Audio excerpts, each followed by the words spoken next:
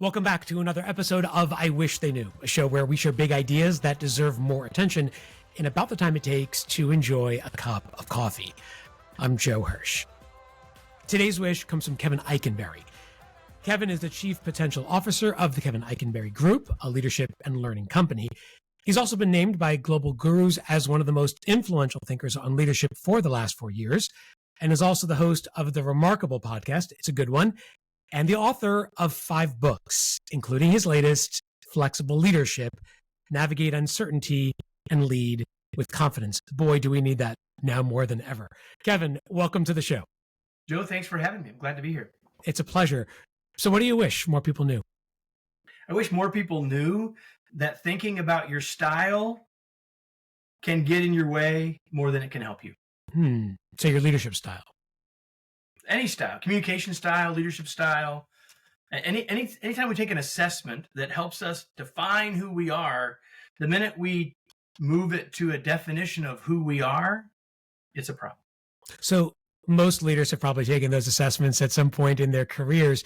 Do you think they're too rigid in holding themselves to those particular indicators? The problem is that any model is designed to simplify a complex thing, in this case, human behavior or individual behavior, and we simplify it to have a model so we can understand it. But what then we then do, where it becomes a problem, is we say, oh, well, I'm red, or I have these strengths, or I am an ENFP, or like whatever my thing is, and what I take it from being like, this is maybe a tendency of mine to this is who I am. That's the problem. So it ends up defining the person and not serving as a signal for how they lead and learn. Once we have an identity, it's very difficult for us to flex out of it, right? Because this is who I am. It's one thing to say that I do this. It's another thing to say I am this. Yeah, it's an important distinction. So flexibility is one of those leadership traits that rarely go out of style. It's a great book. But why do you think flexibility is more important to leaders now more than before? Well, it's interesting. We could say it's never gone out of style, and yet no one really talks about it in terms of how you actually do it. Like people will say, oh, good idea. And what we're trying to do is help people say, well, what does that really mean? What does it really look like? And that means we have to understand what to flex and what not to flex. Why it matters right now so much is that in a world that's continuing to change rapidly, where the context of our work is continuing to change significantly, if we continue to lead the way we used to, the world is not conspiring through all these changes and all this complexity to get closer and closer to our personal approach to leading. So we have to be ready to navigate. We have to be ready to adjust. And what we're trying to do is help people know how to adjust.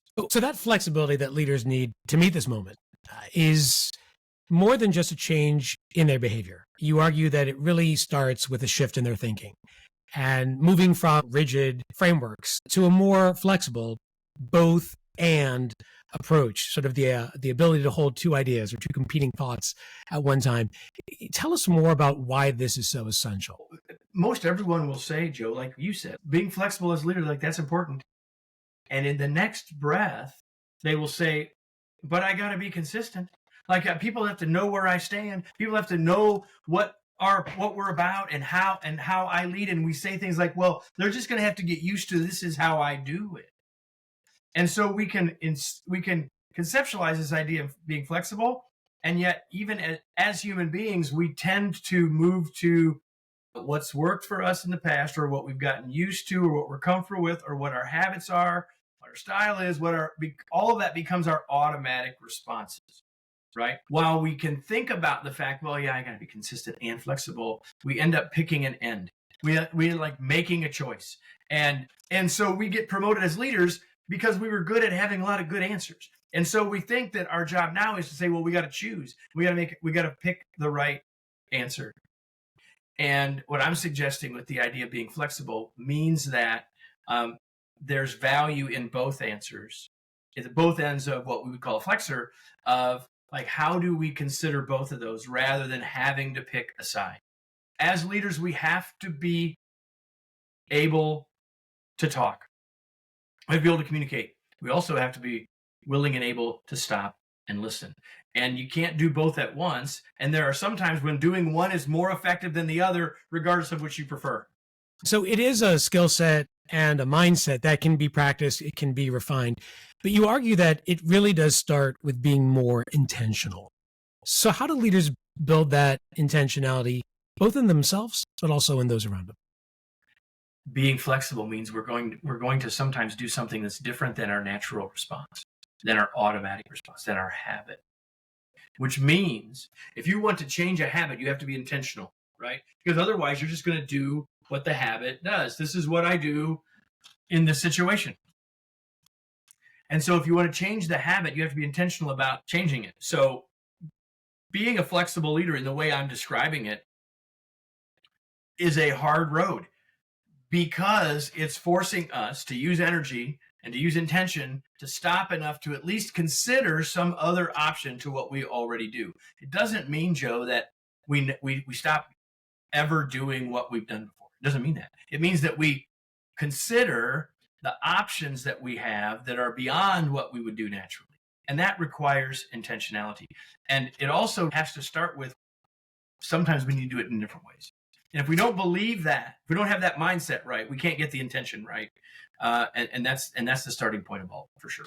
So does it mean really moving from a point of rigidity to being more responsive, to reflecting, taking in more information, and letting go of those priors that may influence your decision making?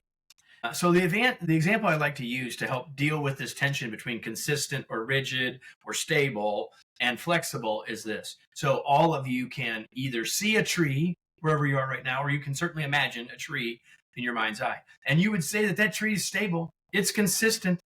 If it's a tree of any maturity, it's been there a long time. It's not going anywhere. Why is that? It's because it's rooted. And yet that same exact tree, if there's any breeze at all, I'm looking out at the tree out the window, I see the branches moving, which means that stable, consistent, rigid tree is also flexible at the same time. That's what you mentioned of both and thinking. Both can be true at the same time. So as leaders, if we want to use the tree as our metaphor, we must be rooted. But what are we rooted in? Our principles, our values, our purpose, our organizational goals. Like, those things aren't changing. So the what of leadership, the why of leadership, not changing. The how of leading, that's where flexibility comes in. So that's how we get, hopefully, to the mindset that say, I don't have to flex everything. I have to be willing to flex how. Mm-hmm. What if you as the leader are flexible enough to realize that something needs to change, something needs to give, but your team or those closest to you are not? So how do you get others to adapt this flexible mindset so that they can see the benefits and even the necessity of adopting a flexible mindset?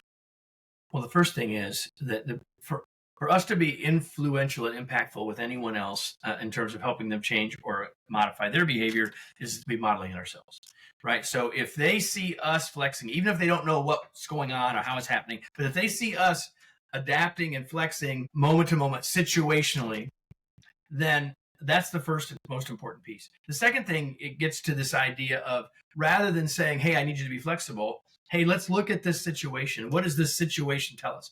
We talk about that as being the context. What's the context of the situation? And very quickly, people will see, well, this context isn't like it used to be. Like, it's not clear. It's not obvious. We don't know what the obvious cause and effects are. Maybe the best practices that we used to always lean into aren't working anymore. Once people see that, they say, well, then we have to be ready to flex and adapt. The world is more complicated. The world is more complex. And so what do we need? What might we need to consider? What information might we need that might change this? And the question now is, what does it depend on? And what it depends on gives us a way to start to look at the context of the situation.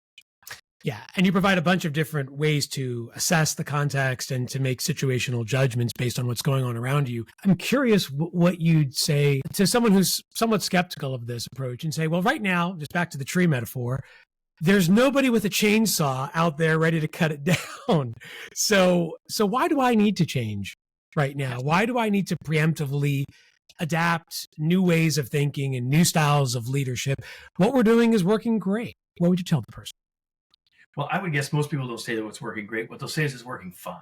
They'll say it's working fine. So if your close friend or your significant other says to you, it's fine, is it? In a world that's changing, and when the expectations of us as leaders and as organizations continues to grow, fine really isn't at the end of the day. So yeah, no one has yet said we're going to cut down the tree because the company's going away. I mean, that does happen, but that may not be the situation that you're in. But that doesn't mean there aren't dangers, and that doesn't mean that this tree, even if it's been alive for 40 years, isn't in danger of having some rot, for example, right? Like, I can't cite the numbers off the top, but you all can Google it. Like the changeover in the Fortune 500 or in the S&P 500 companies, like there's very few that last longer than a human lifetime. Yeah. Stuff's changing. And if we're not willing to flex, then we run the risk of being part of the rot. You mentioned earlier about staying true to your principles, staying true to your values, and those are sort of the anchoring principles that hold a person to account. How can leaders stay mindful of their values, especially in super volatile times when the temptation to let go of those values is greater than before? That's actually when we need them the most, right? When it feels like we're starting to drift, when it feels like we're starting to sway, we need to be really clear about that foundation. And so I suggest, and we talk about in the book, the idea that you should do an exercise of what are your leadership values, and that can be a living document. And I know that sounds like it might be a freakishly hard thing to do, but we have a download in the book that helps you sort of get that process started. That is not super painful, and I find that most people actually find it almost enjoyable. And it's not about it. You're going to get it perfect in the first 20 minutes, but it's something that you keep thinking about, like, and continue to hone, like, what are those things that really are the bedrock about what I believe, what I think is important. Yeah, if you don't have those values, it's hard to add value. Oh, nicely done. The book is Flexible Leadership, and the author, and he's helped me flex some of my thinking today on this topic, is Kevin Eikenberry. Kevin, thanks for sharing your wish with us today. It's my pleasure. Thanks for having me.